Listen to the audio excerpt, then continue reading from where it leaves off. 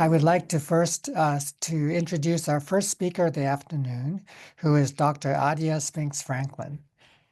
Dr. Spinks-Franklin is a cisgender African-American woman who is board certified in developmental behavioral pediatrics with more than 20 years of experience evaluating and caring for children with developmental disabilities and behavioral health conditions. She holds leadership positions in several national pediatric organizations, including the American Academy of Pediatrics. She is a lifelong warrior against oppressive systems. She is a wife, mother, and grandmother, and has a farm in Texas. She identifies as Wonder Woman.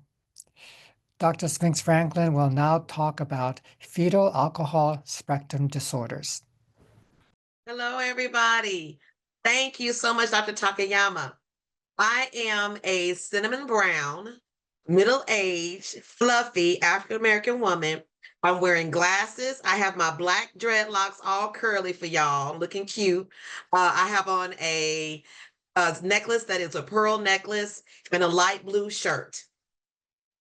I have no relevant financial disclosures. I wish I did, but I would like to disclose that my personal identities, my family history, and my lived experience really shape my worldview and my clinical practice just like yours do. Now, I am using 24-point minimum sans serif font. I have used alternative text for all images in this presentation, and please turn on closed captioning if you need it. This is for digital accessibility. Now, I like to start by honoring our ancestors. I want to first acknowledge and honor our first American ancestors on whose land we occupy. Coming to you from Indian Country, Oklahoma City, and my third great grandfather was Cherokee. His name was Squire. He was enslaved on the Big Springs plantation in Tennessee. And I want to acknowledge that we are on Turtle Island, and all of us are a part of the colonial settler structure. And if we are going to uplift and center First American communities, as Mrs. Goodpasture helped us to educate and illuminate us today, then we need to start buying products from First American organizations and companies and businesses. And we need to start researching and reading articles written by First American researchers and reading books written by First American folk. So even the coffee I drink and the coffee mug I drink out of come from First American people. So I say ashe, and I honor the First American brothers, sisters, and elders. Also, I want to acknowledge our African ancestors who were terrorized throughout the 400-year Ma'afa. That includes the invasion of sub-Saharan Africa by the European colonizers and the bondage and enslavement and the kidnapping of hundreds of millions of Africans who were taken to the Western Hemisphere across the Middle Passage. My fourth great grandmother was Huldy. She was taken from the Gold Coast of Guinea and taken to a plantation in Big Springs, Tennessee. And so we honor the ancestors who survived the Middle Passage so we could be here today, those who resisted and rebelled their enslavement, and those who did not survive. And to your right is a map of 1935 of all the states that had eugenics laws, y'all. These were the laws where they were required to forcibly sterilize disabled people who were considered to be unfit for being parents. Eugenics laws really helped to be the basis of scientific racism and scientific ableism and medical racism and medical ableism. And although eugenics laws were overturned during the Civil Rights Movement and the Civil Rights Revolution, we still see the spirit of eugenics today, where disabled people are still forcibly sterilized across the United States without their consent. So I want you to honor your own ancestors. So we're using Poll Everywhere. The instructions are at the top of the screen. You can join using the QR code if you are able to use the camera on your smartphone. You can join on the web, the internet, or you can join by text message on the instructions on the slide. Honor your ancestors and click on where your great-grandparents were born.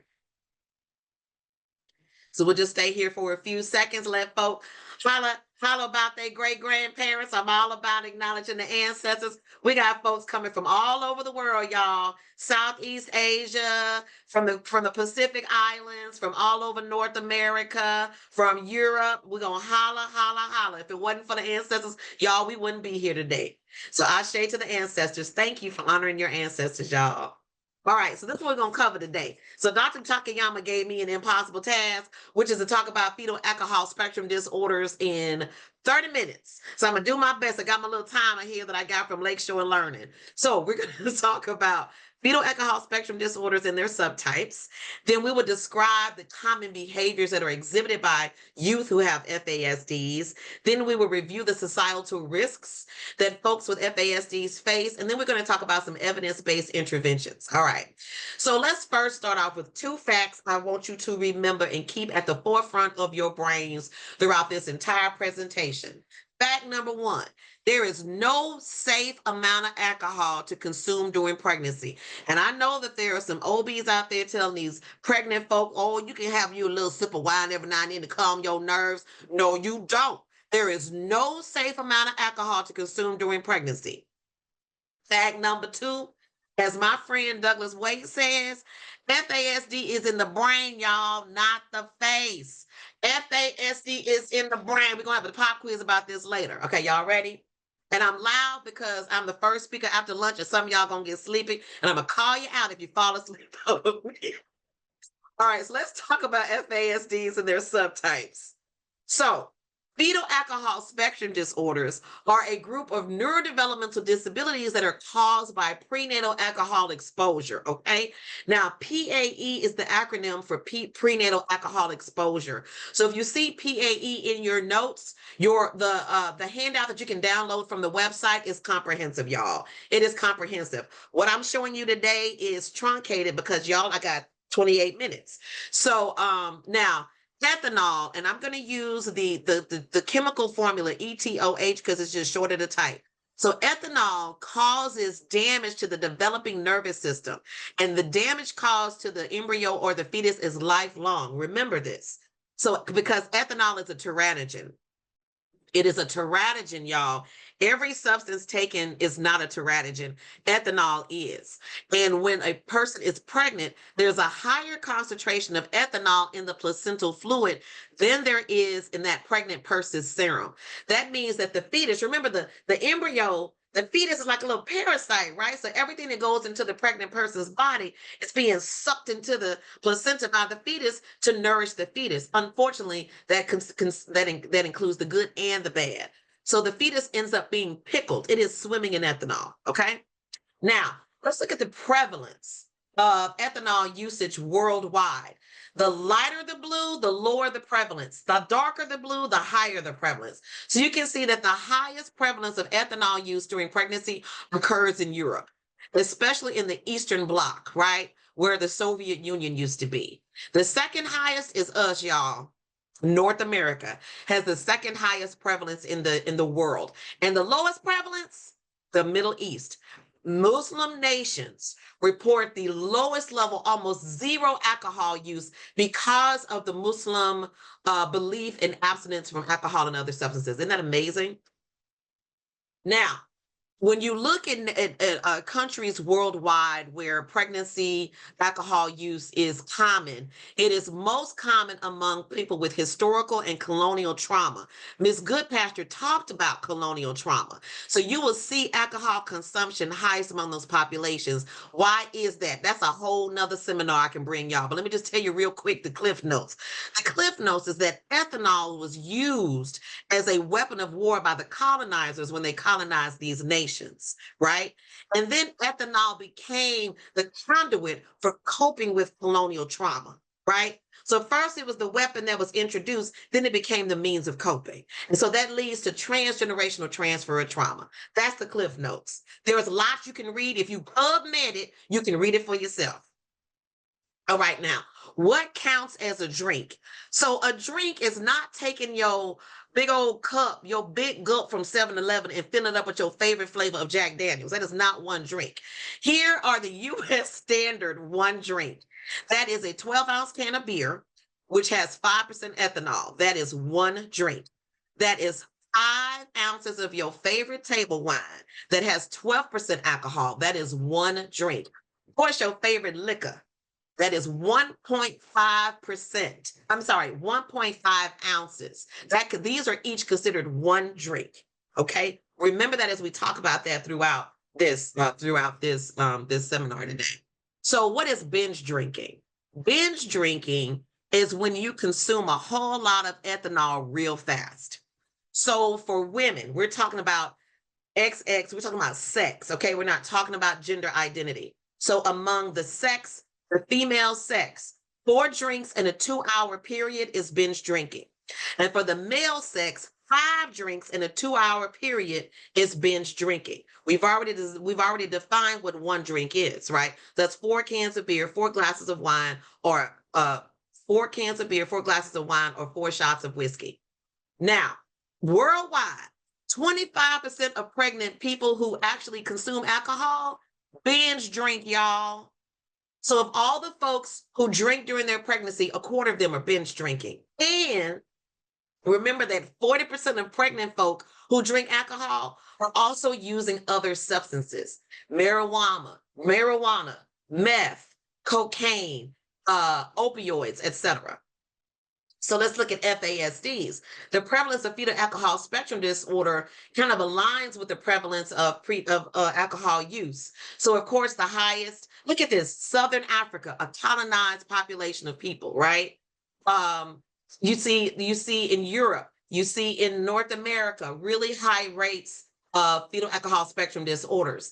But what the studies are finding, and honestly, y'all, I'm not quite sure how they came, not fully understanding how they came to this statistic, but what they say is 1 in 13 fetuses that are exposed to alcohol prenatally will end up having fetal alcohol spectrum disorders. Isn't that interesting? 1 in 13.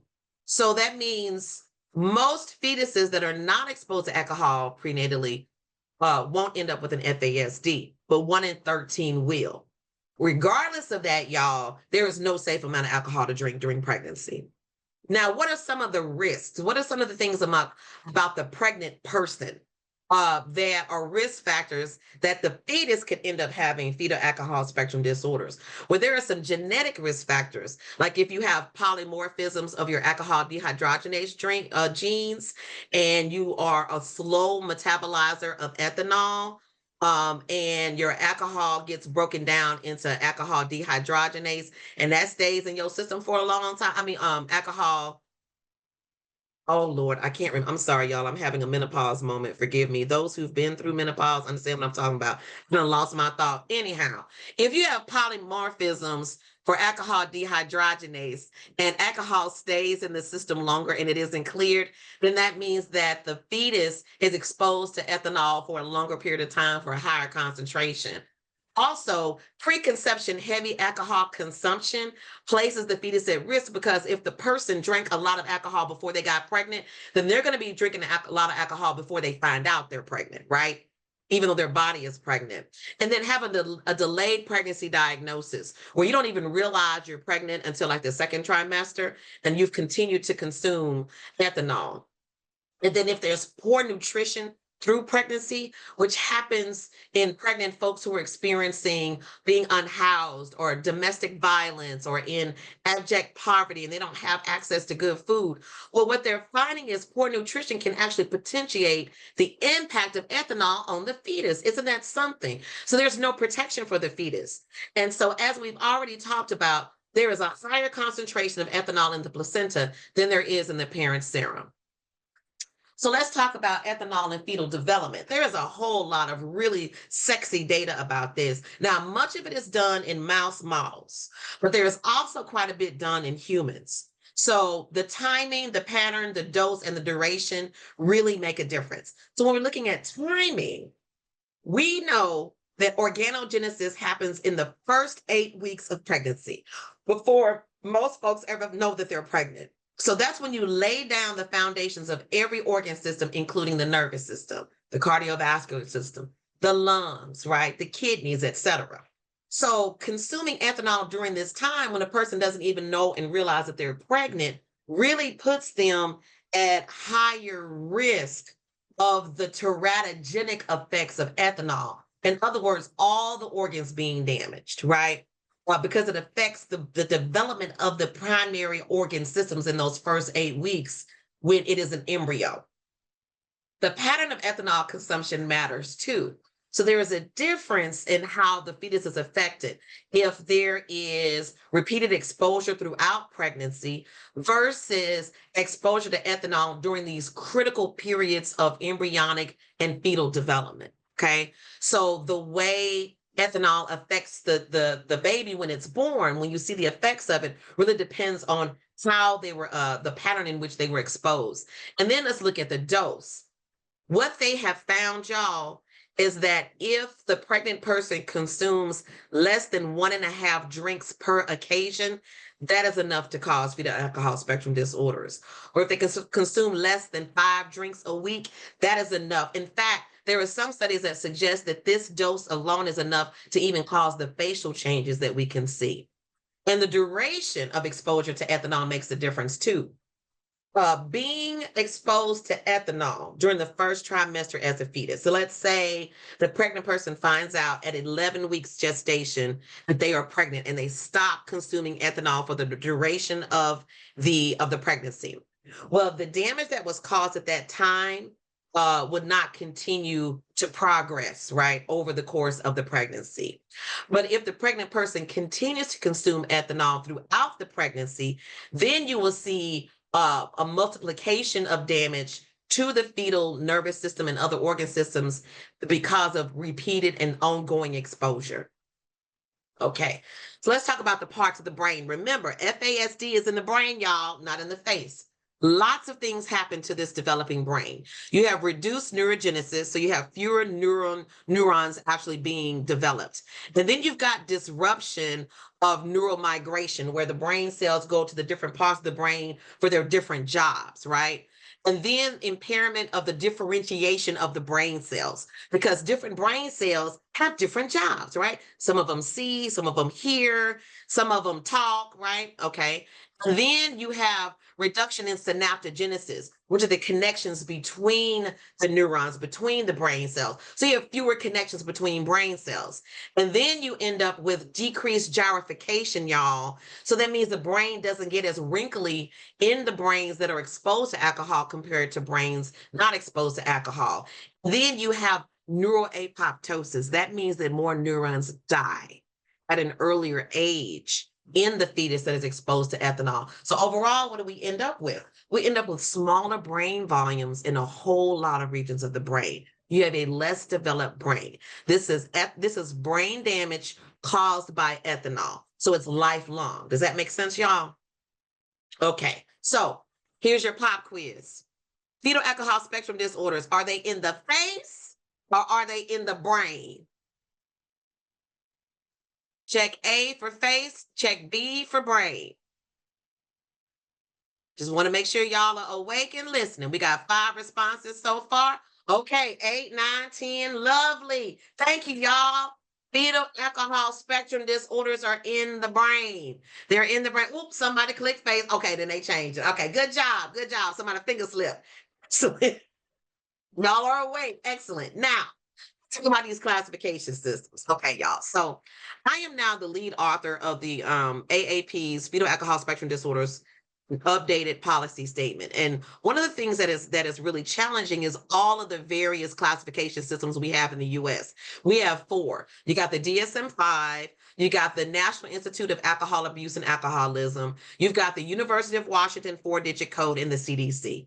And then worldwide, there's like 11 different classification systems. There's a lot of debates, a lot of confusion over diagnostic rubrics. And I think this contributes to why a lot of pediatricians don't end up appropriately diagnosing FASDs. But we're going to lean on the NIAAA criteria today, just so you have one rubric to go by. So these are the 5 FASD classifications under from the NIAAA. We're going to talk about each one of these briefly. These are more detailed in your handout. So fetal alcohol syndrome, that's the first thing that was characterized back in the 1950s and 1960s, right? This is the one everybody thinks about, but this is the least common one, y'all. This is the least common one. You're rarely going to see this one actually. So this is where children have those characteristic facial anomalies. So you've got the small eyes, the shortened palpebral fissure, you have the smooth philtrum, you have the thin vermilion border on the upper lip, which makes the upper lip look thin, right? And then you've got growth deficiency, which means these babies are small. Either they're born small for gestational age or IUGR, or postnatally, they're small children. And then you have evidence of neurological damage, right? So you have a microcephaly, a small brain. They might have a disrupted corpus callosum on neuroimaging. They may have a seizure disorder. They might have an intellectual disability, right? And then you've got some kind of behavioral problem and developmental delay. So when you've got all of these, then you don't even have to necessarily prove alcohol exposure prenatally because you've got the sentinel classic features of alcohol exposure. Does that make sense? But when you're looking at the other categories, you've got to have documented alcohol exposure. So partial fetal alcohol syndrome is where you've got the characteristic facial features and you've got some sort of growth deficiency, either the body or microcephaly, right, in the brain. And then you've got some kind of behavioral impairment. Next is alcohol-related neurodevelopmental disorder. And this is where there's documented prenatal alcohol exposure. And with that, you've got some type of neurobehavioral problem. You've got a cognitive impairment, like a learning disability or intellectual disability, or you've got disruptive behavior, some type of behavior impairment. Next is alcohol-related birth defects. So you've got documented prenatal alcohol exposure, and then one or more birth malformations, congenital heart lesions, kidney anomalies, skeletal malformations, eye anomalies, hearing loss. You have some type of a birth defect, okay? And then you've got this DSM classification, neurobehavioral disorder associated with prenatal alcohol exposure, which is really a mouthful. So this is a classification when you've got one or more deficits in your neurocognition and your self-regulation, and then two or more deficits in adaptive functioning, like your communication skills, your independent living skills, etc. Okay? All right, let's move on to our second one. We're going to describe some common behaviors that are exhibited in folks who have FASDs. So I just have a big old list here. And this is in more detail in your handout that you can download from the website. But you see generally poor self-regulation. So that's poor attention regulation and activity and impulse control, right? And that's an overlap with a lot of conditions. But something that's really unique about FASDs, these kids don't have good cause and effect. They don't understand the consequences of their actions, and they don't understand why they get in trouble for things. And so they tend to do the same thing over and over again and get in trouble for it because they don't see cause and effect. They also struggle with ownership. So they look like they're stealing. So they'll take stuff. They see a shiny, colorful pencil and nobody's holding it and it's not in someone's lap. So they'll just take it, right? Because they don't understand ownership. Another thing is confabulation or lying. These children lie. Bless their hearts. And a lot of times they don't realize they're lying. They just make stuff up because they can't think the correct answer on time. Learning problems, especially in math, are very common, and terrible executive functioning. Bless their hearts. Really struggle with planning, organizing, and executing. And so you see these kids forgetting the rules. They have to be reminded of the rules concretely very often. Lord, I put executive dysfunction twice because it is a huge issue. They have a really hard time with perspective taking and theory of mind. So they struggle with social boundaries and being a good friend and making a good friend and keeping good friends. They struggle with their judgment. They've got sleep problems, anxiety and mood issues, sensory sensitivities. So you'll see a lot of overlap with other conditions. But remember, 1 in 20 kids have an FASD. It's more common than autism, right? And so if you've got a dysregulated kid, don't first jump to ADHD. First think about FASDs. So here are the coexisting conditions. Folks with FASDs are commonly diagnosed with ADHD. So if you look at the literature, they'll say, oh gosh, a huge number, like 50 or more percent have ADHD. But let me tell you something that I worry about. Since I've been doing this for so long, what I have observed is diagnostic overshadowing. So folks will say the child has ADHD. everybody forgets that we actually have an etiology, right? We have prenatal alcohol exposure. This kid has a fetal alcohol spectrum disorder. That's why they're dysregulated. And so when we say ADHD, people completely forget everything else. And the traditional treatments for ADHD may not be effective for kids with fetal alcohol spectrum disorders because the cause of their ADHD is the alcohol damage. You can see substance use, which is really sad. And the reason they're at a higher risk for substance use disorder is because of their own trauma and ACEs. Kids with fetal alcohol spectrum disorders are more likely, for example, to live in a household with adults that have untreated mental illness and untreated substance use disorders. So they're at a higher risk of trauma and ACEs, and they end up using substances to cope. And of course, we talked about learning disorders. And remember, seizures and intellectual disabilities and language disorders. So now let's talk about societal risk factors. This is a part of the talk that's actually really sad because whenever we misdiagnose these kids, underdiagnose these kids, and neglect these kids medically, it leads to really poor outcomes. So 1 in 20 kids have an FASD, y'all. And 80% of kids with FASDs never get diagnosed. We never diagnose them, y'all. And the reason the literature says from provider questionnaires is that most pediatric providers don't even survey. They don't even do surveillance for FASDs because they are not trained to do it. They feel uncomfortable doing it. They are concerned about the stigma related to FASDs. And a lot of us have stigmatizing attitudes, right? It's a part of our own biases as providers.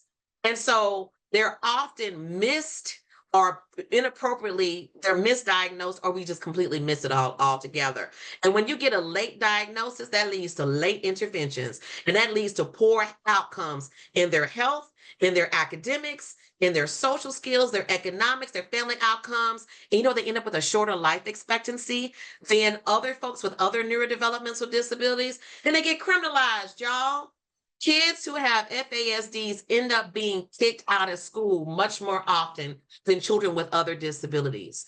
And because of the way their brains are wired, they have a really hard time learning from their mistakes and remembering the school rules. And because of their poor executive functioning, working memory, their cognitive rigidity, their behavior rigidity, their emotional dysregulation that are all a part of executive functioning, that stuff gets them in trouble. So then what ends up happening? So what do the statistics teach us? When you experience exclusionary punishment, y'all quit calling it school discipline. It's not discipline. It ain't teaching these kids nothing. They're being punished. It's called punishment. So when they get an out of school suspension or they get expelled from school, what ends up happening? Within a year, you end up in contact with the juvenile legal system. Dr. Franklin, why you call it juvenile legal? Ain't it juvenile justice? No, because it's not just. The criminal legal system is not just for everybody, but it's legal. So the juvenile legal system, did y'all know that about 60% of teenagers and adults in the juvenile legal system, 60% of kids with FASDs have been in contact with law enforcement, and about half of them been arrested, and a lot of it happens in the school. And look at this statistic. Almost 25% of incarcerated youth have FASDs. Think about that. We've criminalized brain damage. Now let's talk about stigma. Stigma is real. And this Wilson article and this Rusin article are very good in talking about the stigma.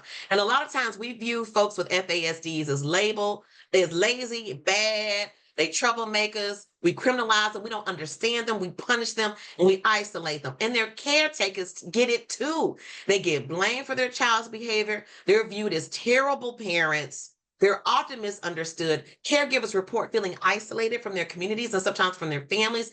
Caregivers, whether they are adopted or they are birth families, feel a lot of guilt and shame. And we as healthcare providers stigmatize these families. With the education system, stigmatize them. Professionals in public places stigmatize them. So what that is that it's a barrier to even getting the health care that your child needs because of how you're treated. And let's talk real quick about intersectional ableism. Y'all, this is an Adiaism. I made this word up. A few years ago because I learned at a conference that disability is inherently intersectional. And my patients and your patients who are disabled experience multiple systems of oppression, right? And multiple systems of disadvantage. So if you look at this graphic, which comes from this beautiful, very incredibly, y'all, this is a sexy article that came out this year. They do not use the term intersectional ableism, but this is definitely what they're talking about. They call it the intersectional ecological framework, where they use the Bronfenbrenner ecological model, and they talk about the overlap of race, sex, and disability. Okay. Think about FASD and think about the criminal legal system as being a part of this intersectional ecological framework. So, from families to schools to peers to communities to workplaces, these folks have to deal with intersectional ableism. They're dealing with racist, gendered ableism. These kids with FASDs, this is what they're dealing with every day and for the rest of their lives. So, what do we do for these kids? What do we do? So this is what I do. So we have to perform surveillance for prenatal alcohol exposure because we don't yet have a really good screening tool, a validated screening tool. It's in the making, but a good validated screening tool that we as pediatric providers can use to screen our kids for prenatal alcohol exposure. So I explained that every single body gets the exact same questions. Care if you are pearls and you are at the country club and you live at a mountaintop, or you are poorer than poor and everything in between. I ask everybody this question: did you use alcohol, tobacco, or drugs before you found out you were pregnant? And let me tell you why I phrase it this way. As many of you know, a lot of folks don't consider themselves being pregnant until the pregnancy test is positive. Well, that might be 13, 14 weeks into the pregnancy, right? So what did you do before the pregnancy test was positive, right? How much did you drink? Some people ask how much alcohol, tobacco, and drugs you used before you were pregnant. How much did you use before you found out you were pregnant? Does that make sense? Across require documentation, that is really challenging. And I think that's a barrier to pediatric providers making the diagnosis. So you want to, oh, snap, my internet connection isn't good. Oh no, the gremlin just showed up. You want to make sure that you are documenting the pregnant person's history. Can y'all, okay, y'all can still thank the Lord. Okay, it's still on. You want to make sure that you've got some kind of documentation of the pregnant person's alcohol use. And let me tell you what I ask foster care families or extended kinship is, did the person drink a lot before they got pregnant? And are they drinking a lot now after the baby is born, right? And there are some adoptive families that they have some access to the birth family, like on social media, and they can see alcohol usage patterns. I don't ever ask that. I don't ask them to do that, but families have reported that to me. Okay. Now, this is a surveillance tool that I came up with. And last week at our AAP Fetal Alcohol Spectrum Disorders Champion Network meeting, I asked if we could use this acronym to come up with a surveillance rubric for pediatricians. Y'all got enough acronyms to remember from everything from the rooter to the tutor when it comes to seeing your kids. So why not just use FASD, hello, as another acronym? So this is what we came up with last week, y'all. This is hot off the presses. F stands for fetal alcohol exposure. A is for adaptive functioning. S is for self-regulation and social skills. And D is for delays in development and cognition. What do y'all think? So FASD is the diagnostic category we're asking y'all to survey these kids for, because it isn't screening because it's not a validated tool. But this will be, I think, an easier way for people to remember these are the things I'm looking for in diagnosing one of these FASDs, right? Hey, hey, KISS, keep it simple and sweet. Now, these are some evidence-based interventions for folks with FASDs. We know that math learning disabilities are the most common learning disabilities. They're more prevalent in kids with prenatal alcohol exposure. So MILE is a math learning intervention. GOFAR is focus, act, and reflect. Really helps on self-regulation and like executive functioning.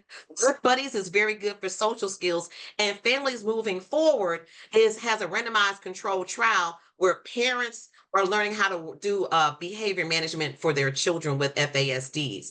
So the strategy that works is the positive behavior support system, y'all. Remember, behavior is a form of communication. I can't tell you how I'm feeling, so I'm going to show you. And what positive behavior supports do is they really help prevent the behavior problems. And we're training families to do so by really studying their child. My grandmother used to say, you got to study your kids so you know how to love them and you know how to raise them. So you got to understand how FASDs work in the body and keep your knowledge updated. You got to observe your kids' behavior and then you try to mitigate the triggers. So this is a lot more effective for kids with FASDs than consequence reward systems and token reward systems. Those don't work. We got to prevent the trigger. So let's think about the 5 reasons for behaviors. You want to either get attention, you want to escape attention, you want a tangible item, you want to avoid a task, or you want to meet a sensory need, right? These are the 5. No, I'm out of time. I'm so sorry, Dr. Takayama. These are the 5 reasons for behavior. So then you want to identify the triggers for the behavior. Is it the environment? Is it too noisy? Is the light too bright? Is there too much going on? You want to look at the social factors. Well, is it the relationship the child has? Is it who they're interacting with? Look at the physical symptoms of the child. Are they hungry, thirsty, sleepy, tired, constipated, right? Look at the routine. Has there been a disruption in the routine? Did we change something? And then look at the task. Are we asking a kid who can't do addition to multiple? Like we skipped a step there. Our task demands overwhelming. If we can identify the trigger, or we can avoid the trigger, then we can avoid a lot of the disruptive behaviors. Y'all, this actually even works in adults with FASDs. Seriously. All right, y'all. This is a lovely, lovely tool from the NIAAA. I'm going to ask everybody to go to the National Institute for Alcohol Abuse and Alcoholism website. It's a government website. As of right now, I checked today, it's still working. We're not sure how long that's going to be. They have this tool for practitioners that you can download for free on how do you talk to your pediatric patients about alcohol use, starting y'all at the age of 8. Isn't that great? Okay, so FASDs are in the brain and not the face. It's the most common preventable form of brain damage and developmental disabilities in kids. 1 in 10 pregnant women drink alcohol in the United States and worldwide. Early diagnosis and evidence-based interventions work. And if we can prevent these kids from drinking, we can prevent FASDs. All right, y'all, I'm done. These are some resources. They're in your handout. You can put on here, tell me one thing that you've learned that would be very helpful if we have time. Yeah, Thank you. thank I'm sorry you. I ran over time. I'm No, sorry. you were great. Thank you so much. And you probably can see all the positive responses, the emojis that are coming up. But just Thank thank you. you so much. And it's really compelling. We'll have to sort of work on the FASD mnemonic. But I think some of the questions really they try to address are there specific therapies for FASD? And then I guess my tag-on question is, are they available to everyone or everywhere? That's the issue.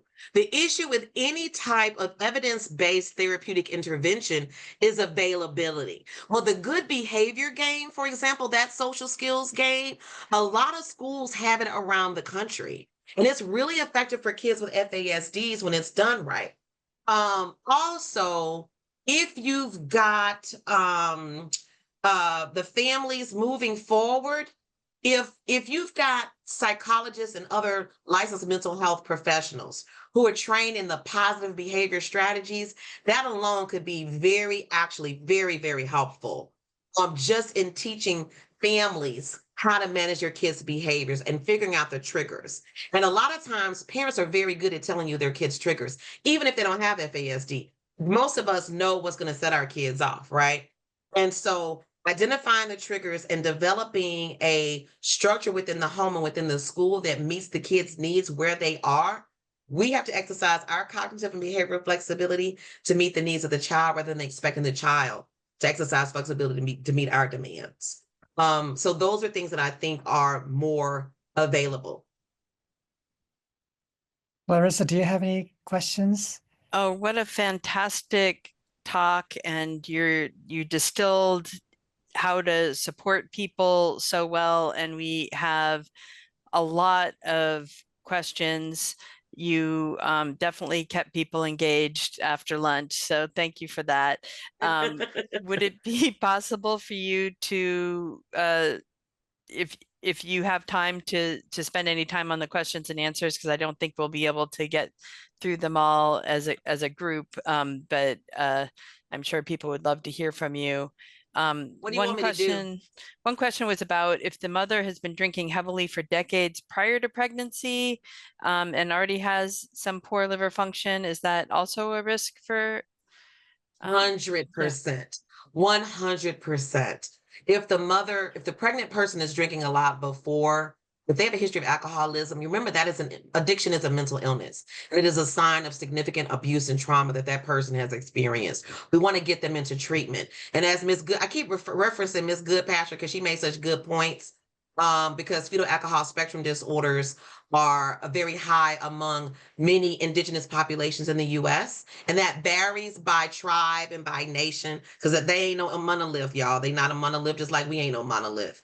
And so there are specific FASD related interventions that professions within tribes like the Lakota people have developed for themselves.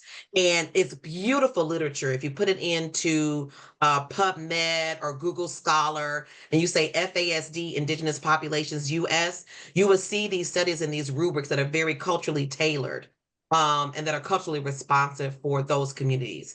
So did I answer your question? Yes, thank you. And I think we'll be talking later this afternoon about culturally tailoring interventions. So that's a great segue to later in the afternoon. Thank you so much. Yes, ma'am. Thank you. y'all. Thank you. Bye-bye.